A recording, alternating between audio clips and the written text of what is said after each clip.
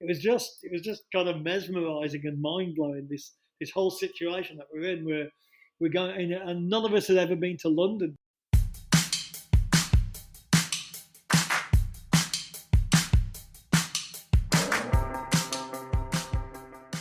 Hello, and welcome to a new episode of Live Through That.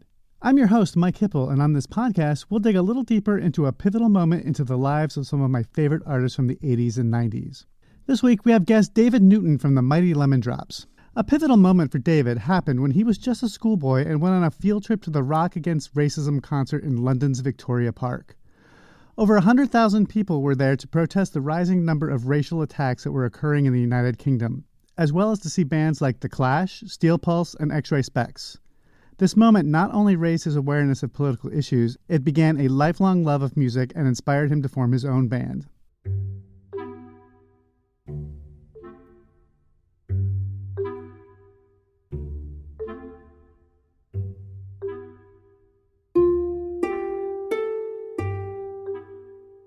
On April 30th, 1978, me and four of my school friends from Wolverhampton were invited by a school teacher from London. We went down to Victoria Park in London to see what was a Rock Against Racism rally featuring The Clash, Steel Pulse, Tom Robinson Band, X-Ray Spex, Patrick Fitzgerald, and it was life changing. And basically what happened was we would have, because I went to a comprehensive school, and it was all subjects, and and it was all levels of students go to comprehensive schools, and it's like you got, I was actually, myself and my fellow classmates were all in. We were kind of in towards the top. Not that we were like super brainy and intelligent or anything, and we would have an art class like once or twice a week.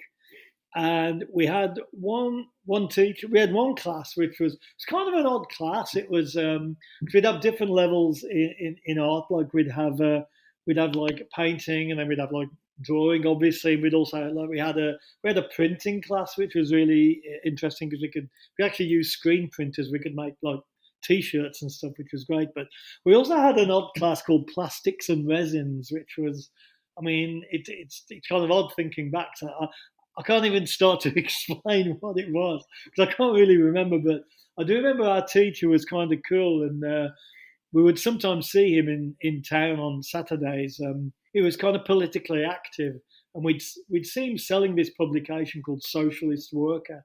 He was involved in kind of that kind of side of things. And one day he just came up to a handful of us, and I was 13 at the time, and all my classmates were between the ages of 13 and 14. And he came up to like me and like actually three of my friends and said, "You guys are into like music, you're into that punk." It was punk rock was kind of relatively new at that point, but it was kind of in the UK. It was a little different to what it is in the US at that point. Because some of the bands like the Sex Pistols and the Clash, and actually they'd been in the charts, and some of them had even been on Top of the Pops, like the Buzzcocks and stuff like that. And he just said, "Hey, if you guys are interested, but there's a coach trip down to London on the 30th of April. It's a Rock Against Racism. It's like a rally. It's an anti-Nazi League carnival basically, and a bunch of your favourite bands are playing. And if you can get a letter from your parents, a note with permission, I'll kind of be your chaperone." And it'll cost I think it was like 50 pence. What would that be? About 75 cents or something. And it's basically for the day, and the coach will go down to London. There'll be a march, and the teacher, Mr. Twible, his name was, by the way. I can't remember his first name. You never did know your teacher's first names in those days, and I still don't actually. And if you can get a note from your parents, I'll kind of be your chaperone. There's a march beforehand. We'll go to it's in Victoria Park, which is in just southeast of London. And the bands will be playing, and you'll get to see, your favourite bands, and we'll head back around for kind of 5 p.m. So lo and behold, me and four of my pals, Neil Woodbury, Lee Thomas, Dave Mullet, and Cole Hickman. And our parents gave us permission, and there we were. Before we knew it, we were on a coach, age 13, 14, going out to London to see our favourite punk bands and Steel Pulse, who were a reggae band. And was it hard for him to convince his parents to go? it was basically, again, our teacher at school just said, if you can get a note from your parents, and it was my mum at the time. My dad had sadly not long passed away, and she just said, "Well, is so and so's mum and dad letting them go?" I was like, "Oh yeah." So I mean, miraculously, because there was like 4 or 5 of us, and all of our parents had collectively allowed us to all go. My mum just said, "Yeah, you can go, behave yourself, or you're in bloody trouble." But it was a big thing at the time. I mean, I remember like the night before, like on the Saturday night, and like going to London, like on my own without my parents, my mum, or anyone, just with 5 of my mates. It was like, God, I hope I'm going to come back in one piece. And I remember going for like a cycle bike ride on my own and just thinking this could be the last time I ever do this. I might get like killed or mugged or killed in London, in the big city. I had no idea what was going on, but absolutely nothing happened, of course, But you don't know, do you, when you're that age? As they boarded the bus in London, their teacher essentially left the group to their own devices, and if they never even got to the rally, this would have been a highlight of his young life. No, he was with part of his group, which they're all politically active. Like he would like, I didn't really follow it too closely in those days, but as I said, we would see him in town on a Saturday, and he would be selling copies of this publication called Socialist Worker, which was a political newspaper on issues concerning that side of things. So he had his group, and it was great really, because he didn't really sit with us. He sat like he basically put us at one end of the coach, and he's like, you guys, you look after yourself. I'm here, so. It was great. We didn't see him, and I mean, it was amazing for us because we were quite young, and we were like, again, 13, 14 years old. And the one thing what was amazing for us was we were surrounded by these, like, I mean, they weren't even that old, but when you're that young, they were like kind of 17, 18, 19, 20-year-olds, like young, like punk rockers, and who were like sitting around us, and they kind of like took us under their wing in a way. They knew who we were and that we were young kids into that music and stuff. And so we were on the coach and we were surrounded by these like older kind of punk rockers. And what was like for us was amazing was the whole back line was like these 4, 5, 6 like girl, like what we used to call punkettes, which were like female girls. And like when you're like 13, 14 and there's all these like kind of young, like older girls and who were like kind of singing kind of Clash songs and that, and it was just kind of mesmerising and mind blowing. This whole situation that we're in, where we're going, and none of us had ever been to London before. It's like we're from Wolverhampton, which is it was actually a town at the time, but it's now a city. It's about 20 miles outside of Birmingham, and it's actually like 120 miles from London. So we had this long journey, and none of us had been to London before. So it was quite a day, and to be on this coach surrounded by these like young punk rockers, and even before we got there, it was mind blowing.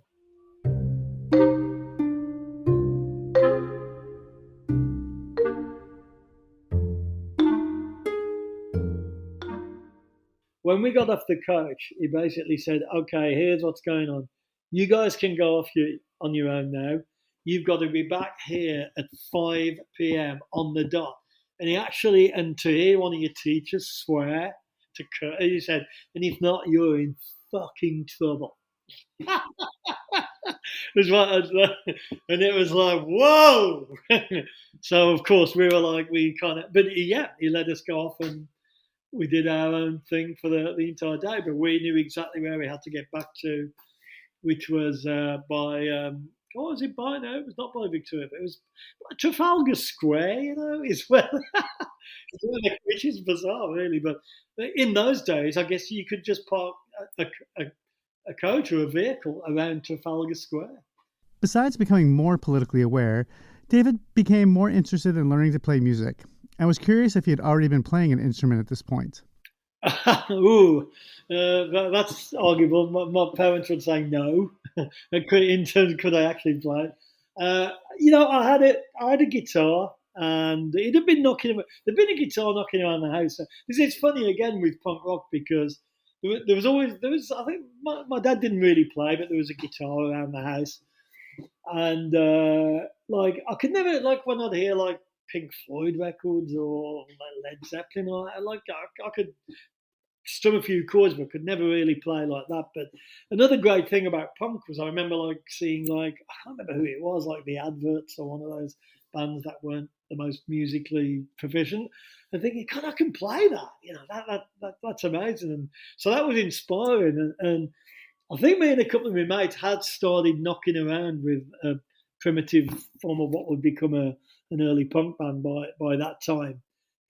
We did actually later that year. We had a band in school we were originally called The Lowest Class, which was a pun on being at school and also social kind of commentary man kind of thing.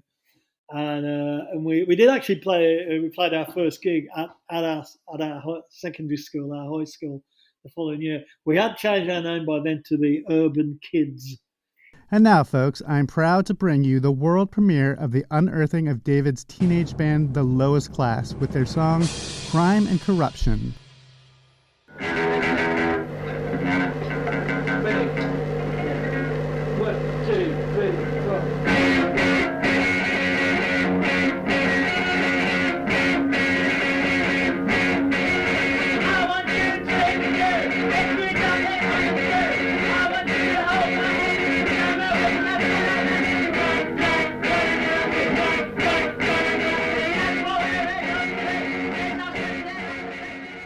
So, getting back to the Rock Against Racism show, I was curious how that inspired The Lowest Class.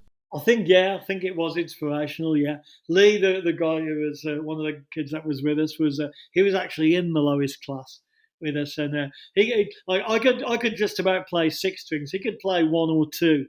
So I was like the main guitarist. He was the second guitarist. And he was actually part of the Lowest Class. So I guess it was kind of inspirational, really. But the whole thing, it was the whole day was just was incredible. Once we got there and doing the march, and which we were kind of aware of what it was about. But to be honest, we were there for the music. We were there to see, the Clash, and we got in there just because typically it was an ancient. I'm sure it was a 1950s or 1960s old coach from Wolverhampton. And it took 4 hours to get from Wolverhampton to. I think we arrived around noon and we left at 8 a.m. In a good car, you can do it in 2 hours, But we actually missed. We missed. There was a guy called Patrick Fitzgerald played first. We missed him. We missed X-Ray Spex. But luckily, we got there just as the Clash were about to play. And the amazing thing was because they didn't realise how quite big it was going to be. I think, I've read things since. I didn't know this at the time, but I think they expected around 5 to 10,000 people. And when we got there was probably around 5,000 or so, a few more there. And we literally walked as good as to the front. And I had, I had my family's, we had a little 126 camera, and I'd use my pocket money to buy a reel of film. I'd usually buy, my allowance, so my pocket money is what you call it in England. Instead of buying, I'd usually buy a record or something a week, but I actually invested in a reel of film, which was one of the greatest things, looking back, that I could have done. And I took photos of the whole thing, and I have because we were so close. I took photos of the Clash. I just literally went bing, bing, bing, and then just started talking to my mates and forgot about it. And they're and of course I put them on the internet bloody 15, 20 years ago, and they've been stolen and nicked and used everywhere.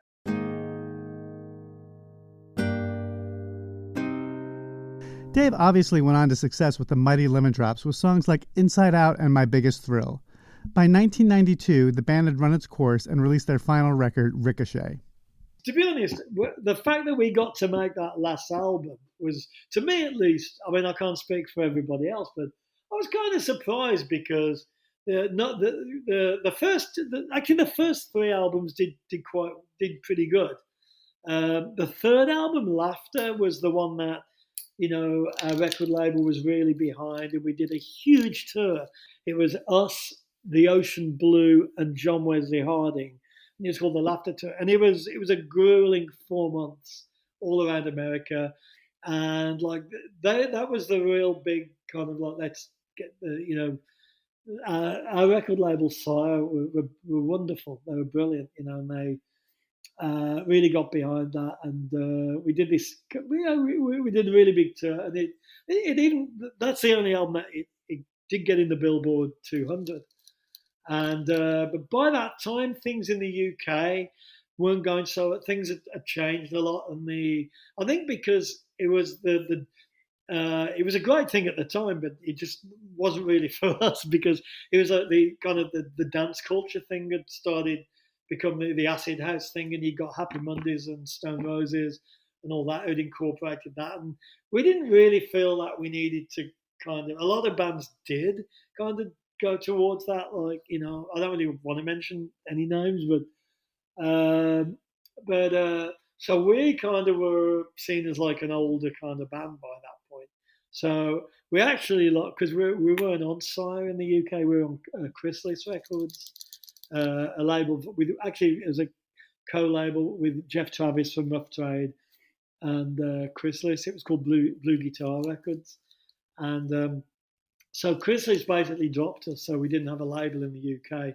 So by the time it came to the fourth album, Sound, that was pretty much a US only release, and I don't know. I don't think that's a great album. Tony, who was the original bass player and my co-songwriter in the band, me and him wrote most of the songs. He wasn't in the band anymore, and I don't know. That's not a great album. And quite frankly, I'm kind of surprised that Sire allowed us to make a fifth album, the Ricochet album, but they did. And so, we did that album, and by the time we did get to do that tour, we were surprised that we were allowed to do a tour to promote it. So that's why I say we kind of figured that, it was kind of, let's do this as our kind of farewell kind of thing. And by the time it came to the end of it, we just thought, this, it was in Chicago. We thought, this is probably our last gig. And that was in November 1992. And that was our last gig.